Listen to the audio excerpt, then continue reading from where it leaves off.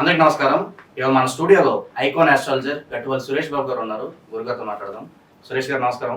జై శ్రీమన్నారాయణ. గురుగారు, ఈసారి సూర్యగ్రహణం ఎప్పుడు వచ్చింది, అలాగే సూర్యగ్రహణం టైమింగ్స్ ఏంటి, ఈ సూర్యగ్రహణం ఇంపాక్ట్ అనేది మన భారతదేశం మీద ఉంటుందా లేదా? అలానే మనము చూసినట్లయితే గనక ఇప్పుడు మనకు వచ్చేటువంటి సూర్యగ్రహణం ఏదైతే ఉందో అది భారతదేశంలో కనపడకపోవచ్చు, కానీ ఇది వచ్చేది మనకి అతిపెద్ద గ్రహం అన్నమాట. ఇప్పుడు మనకి పెద్ద గ్రహణాల్లో ఇది సూర్యగ్రహణం అనేది అతి పెద్దది, రెండో గ్రహణం వస్తుంది మనకి. ఇప్పుడు ఇది అక్టోబర్ 2వ తారీఖున అమావాస్య రోజున బుధవారం అమావాస్య రోజున ఈ సూర్యగ్రహణం మనకి ఏర్పడుతుంది. ఇది మన ఇండియాలో ఉండకపోవచ్చు, దక్షిణ భారతదేశంలో లేదు, ఎక్కడ భారతదేశంలో అయితే కనపడదు.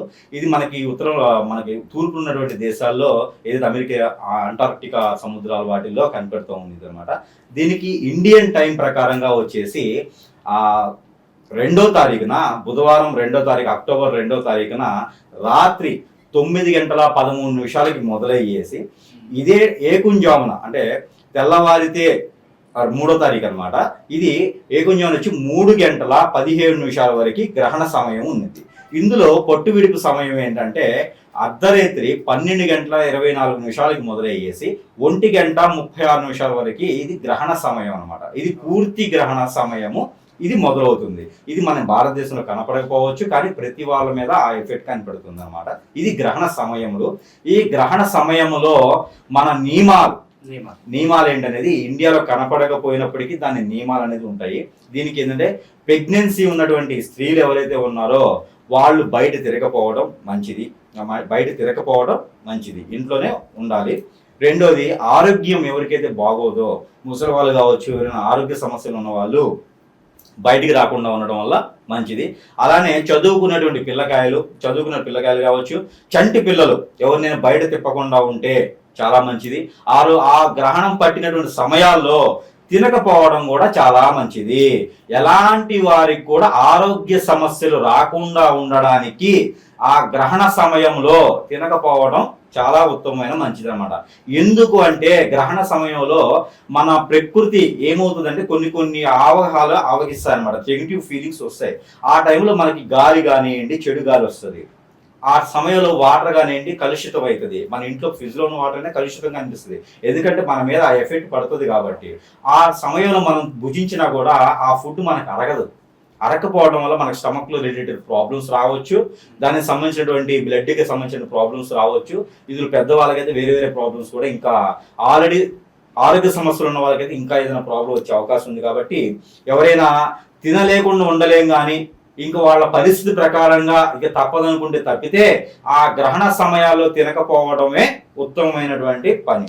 ఈ అక్టోబర్ 2వ తారీఖున సాయంత్రం రేత్రి పూట ఏదైతే రేత్రి 9:13 గ్రహణం మొదలవుతుందో దీనికి 1 గంట సమయం ముందు నుంచే తినడం అనేది వదిలేయాలి. బయట ఫుడ్ కావచ్చు, ఇంట్లో ఫుడ్ కావచ్చు, ఏదైనా వదిలేయాలి.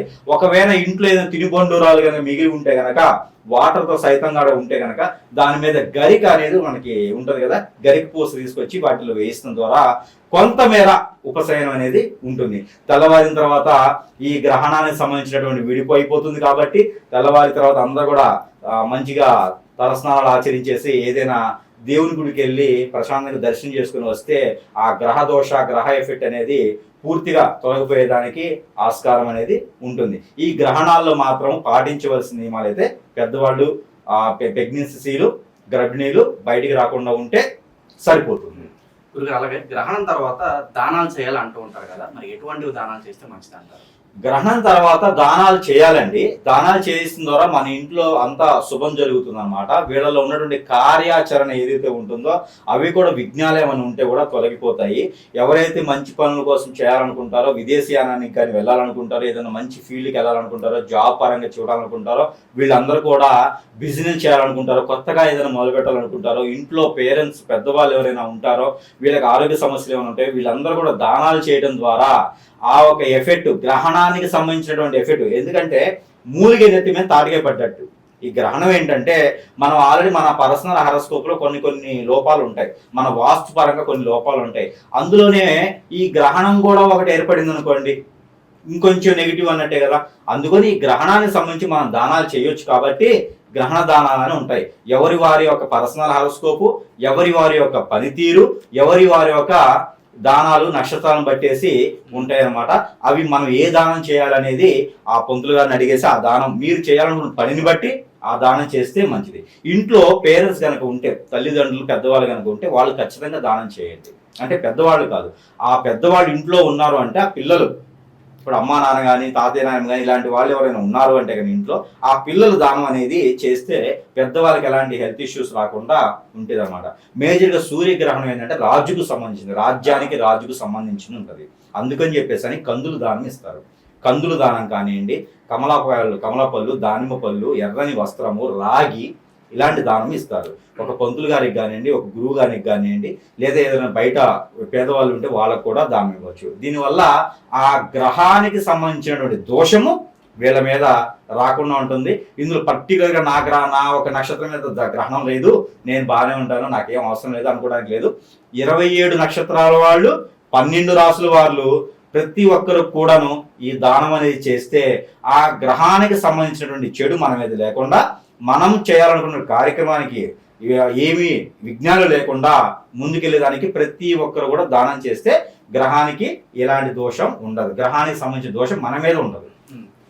అలాగే సూర్యగ్రహణం తర్వాత ఏ రాశుల వారికి మంచి ఫలితాలు ఉండబోతున్నాయి, ఏ రాశుల వారికి కొంచెం మిశ్రమ ఫలితాలు గోచరిస్తున్నాయి? మామూలుగా రాసుల గురించి కనుక మనం చెప్పుకున్నట్లయితే కనుక సూర్యగ్రహణం సంబంధించినటువంటి ప్రతిఫలం అయితే ప్రతి రాశి మీద ఉన్నది. కానీ పర్టిక్యులర్ గా చెప్పాలి అంటే మాత్రము ఒకటి సింహరాశికి ఉంది, రెండోది కర్కాటక రాశికి ఉంది, మూడోది వచ్చేసి ధనుసు రాశికి ఉంది. ధనుసు రాశికి మంచి ఫలితాలు అంటే కొంతమేర మంచి అని చెప్పుకోవచ్చు. ఎందుకంటే వాళ్ళ మీద చెడు చూపు అయితే లేదు, మంచి చూపు ఉంది. గురువు స్థానం కూడా ఉంది. గురువు ఒక అధీనంలో ఉన్నటువంటి ఈ యొక్క సూర్యగ్రహణం వల్ల గురువు ఒక పవర్ఫుల్ ఏదైతే ఉంటుందో గురువు యొక్క ఆ ఒక బుద్ధి కావచ్చు, గురువుకు సంబంధించినటువంటి ఆ ఒక శక్తి కావచ్చు, ఈ యొక్క గ్రహణాల మీద పడకుండా ఈ యొక్క రాసుల మీద పర్టికులర్ గా కనిపిస్తుంది అనమాట. ఏదైతే శని గురించి బాధపడేటువంటి వాళ్ళకి గురు బలం కనిపిస్తా ఉంది, దాని వలన గురు బలం బుధుడు బలం కనిపిస్తుంది కాబట్టి ఈ రాసులకి మంచి ఫలితం కనిపిస్తా ఉంది అనమాట. అందుకని కర్కాటక రాశి వాళ్ళు కూడా దానం చేయండి, బాగుంది కదా అని చెప్పేసి అని లేకుండా కర్కాటక రాశిలో ఉన్నట్టయితే కనుక వాళ్ళు గోధుమలతో పాటు నువ్వులు కూడా దానం చేస్తే ఇంకా మంచి ఫలితాలు పొందేటువంటి అవకాశం ఎక్కువ కనిపిస్తా ఉంది.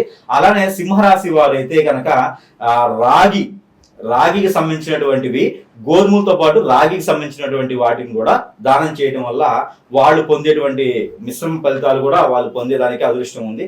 అలానే ధనుసు రాశి వాళ్ళు కనుక గోధుమలు అయితే ఖచ్చితంగా అందరూ చేయాలి.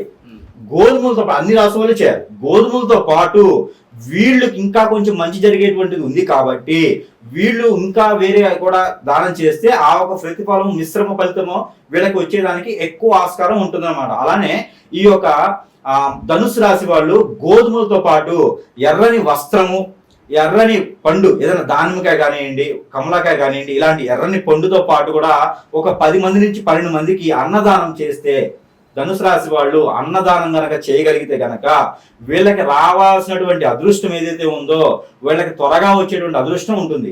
ఈ 3 రాశుల వాళ్ళకి జాబ్ పరంగా కావచ్చు, జాబ్ పరంగా గ్రోత్ కావచ్చు, బిజినెస్ కావచ్చు, వీళ్ళకి గ్రహణాల ద్వారా వచ్చేటువంటి మంచి కూడా వీళ్ళు పొందేదానికి ఇలాంటి దానాలు చేయడం ద్వారా ఇంకా వీళ్ళు మిశ్రమ ఫలితాలు పొందేటువంటి అదృష్టం ఉంటదన్నమాట. ఈ యొక్క గ్రహాల రీత్యా ఈ గ్రహణం తర్వాత ఈ 3 రాశుల మీద ఎక్కువ చూపిస్తుంది అనమాట. ధనవంతులు చేసేటువంటి అదృష్టం కూడా ఉన్నది వీళ్ళలో. ఇలాంటి దానాలు చేస్తే ఆ ఒక లోపం పోయేసి ఇంకా త్వరగా వీళ్ళు ముందుకెళ్లేదానికి ఆస్కారం ఉంటుంది అనమాట. ఇది గ్రహణానికి సంబంధించినటువంటి రాశులకి మంచి జరిగేదానికి. గురుగారు, సూర్యగ్రహణం గురించి ఇవాళ మాకు ఎన్నో తెలియని విశేషాలు తెలియజేశారండి. నమస్కారం.